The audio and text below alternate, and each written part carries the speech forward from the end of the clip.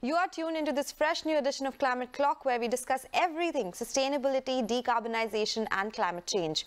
Businesses, corporates, global economy are making a fast change to greener sources of energy. There's solar, wind turbines, hydropower and a lot more.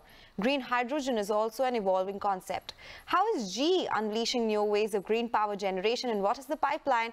We are joined by Dr. Jeffrey Goldmeer, Emerging Technologies Director, Low Carbon Fuels at GE.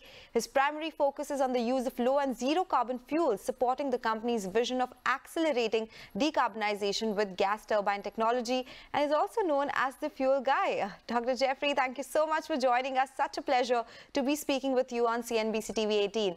And as I said, there's a fast move towards newer technologies and methods towards green power, green energy, decarbonization, which is the segment or technology which is the most effective, something which is seeing traction at GE and at an industrial level as well globally.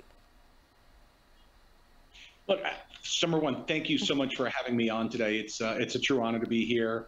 And I think it's a great question, right? As we think about the energy transition and how we're going to change the world and reduce carbon emissions, hydrogen can play such a key part of that. But before I really focus on hydrogen, I just want to spend a moment to kind of talk to your audience about what's happening with General Electric. General Electric is in the middle of what is likely the most important transition in the company's 130-year history. And we're in the process of becoming three separate independent companies. Our healthcare unit separated from the company earlier this year to become an independent investment-grade company. Our aerospace unit and our energy businesses will separate sometime early next year. All of our energy businesses, and there are 12 of them, will come together under a new name. We will be GE Vernova. It's V-E-R-N-O-V-A, Ver for meaning green and verdant, Nova for new, really representing our mission to be about decarbonization and electrification. And what's amazing, we have these 12 businesses. It's our on and offshore wind turbines, our wind blade manufacturing business, our gas turbine and steam turbine businesses, our nuclear and hydro units, as well as digital power conversion, our hybrids business, our grid business, and our energy financial services will all come together as a singular business unit. And what's really important is we think about hydrogen, I think about the hydrogen ecosystem, and especially as we think about countries like India that have basically made very significant pledges to dramatically increase production of renewable electricity. We think about, well, how do you do this? Well, you need to have solar and the wind. You need to have the power electronics, the grid systems to move that electricity. You have to store the electricity. If you're converting the electricity to hydrogen, you need the electrolyzers. You need the power electronics to support the electrolyzers. And then obviously, once you have the hydrogen, do you use it as a fuel for transportation? Do you use it as a fuel in a gas turbine? And if we look at those 12 GE businesses, we're all across that hydrogen ecosystem. So personally, I'm really excited about what the future of hydrogen means, not just for General Electric, but what it means for countries like India as we think about how it's this, again, the Swiss Army knife of the energy transition, how we can leverage it in so many ways to help countries like India decarbonize. Oh yes, I do take your point, and that was going to be my next question, because the buzzing word has been green hydrogen. In India, we have made pledges. We have the national green hydrogen policy as well. Can you give us a sense of what the global green hydrogen demand, so to say, is currently? Are there any countries who have started the production on a larger scale? How much do we really need to pace it up now? It's a great question. India, like many countries, is just beginning that process of how do you start producing green hydrogen. I mean, let's be very transparent. Of the 70 or 80 million tons of hydrogen that's produced a year, only 1% or so today would be considered green, that is produced with electrolysis using renewable power. Most of it today still comes from fossil fuels that are cracked or processed. But what we see in countries around the world, India, in Europe, in the US, Australia, governments are stepping up incentives to drive the use of these cleaner fuels, of using renewable power. We see the potential today where, green hydrogen may be $1 billion industry. By 2035, that could be an industry that is, worth hundreds of billions of dollars, of US dollars. And so, you see massive growth. Again, we think about all the industries that are talking about using hydrogen, transportation to use fuel cell vehicles. Do we use hydrogen for transportation? There's also taking hydrogen and converting it, making ammonia and using now green ammonia for fertilizers. using green hydrogen to reduce carbon emissions in refineries and other processes, using green hydrogen in steel plants to reduce the carbon footprint of steel. We're already seeing certain industries whose customers are demanding reduced carbon intensity in their products, and that's being driven down the supply chain, where suppliers are having to figure out how they produce their products with lower carbon intensity. So we see potential huge growth here.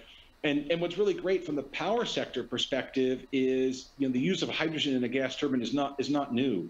We've been using hydrogen in gas turbines now for nearly 50 years. We have gas turbines that have run hydrogen blends as low as 5%. We've even shown the world you can run on 100% hydrogen.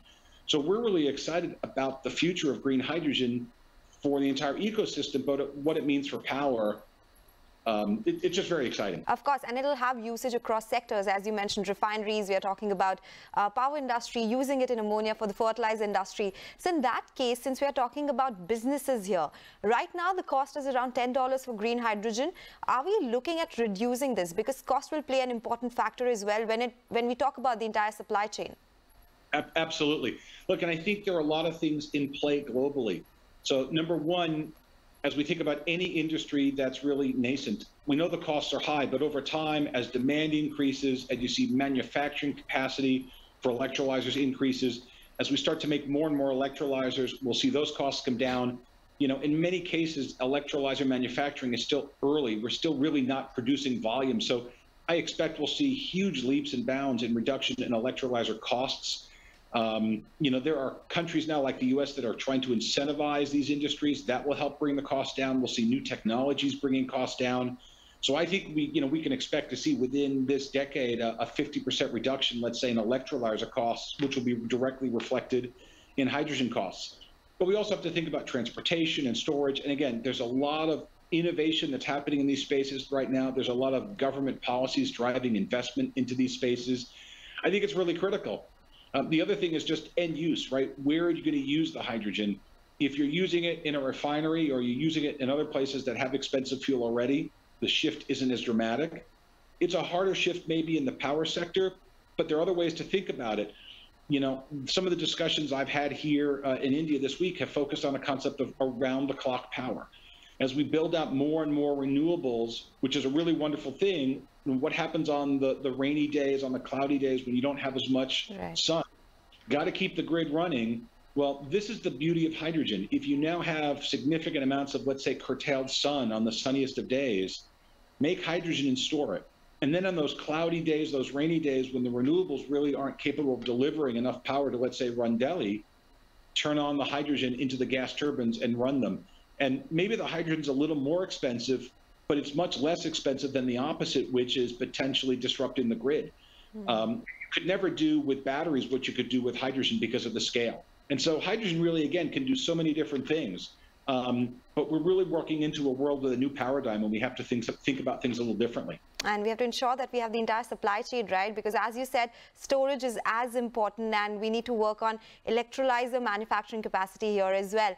I do take that point. So I wanted to understand, is the output when we use a renewable source like green hydrogen for that matter as efficient as fossil fuels would be? When it comes to the gas turbine, absolutely. You can absolutely run hydrogen as efficiently in the gas turbine. Now, the bigger question is, if I think about the system, and using hydrogen as a fuel, hydrogen might cost a little more in the future. But again, what's the alternative? Is the alternative, a gigawatt scale battery versus a gigawatt scale power plant? And you look at the cost of what a gigawatt scale battery would cost versus, an existing power plant that you upgrade, and that's a key word, right? Upgrade existing power plants to operate on hydrogen. Being able to leverage that existing asset is really going to have a huge economic benefit. So, as I said, I think there are huge benefits to using hydrogen. And look, there's a lot of benefits that are intangible, right? As we think about transportation and, can you reduce emissions from vehicles on the road by using hydrogen fuel cells? There are a lot of intangible benefits that hydrogen could bring along the way. Dr. Jeffrey, it was such an insightful conversation, talking all about the newer sources of energy and especially focus on green hydrogen. All the best with all that you have planned with General Electric and the big move that we are taking towards energy transition as well. Thanks a lot for joining us on Climate Clock today. Thank you so much. It was my pleasure. Have a great day, everyone. All right. With that, we'll take your leave on this edition. Stay tuned for more updates.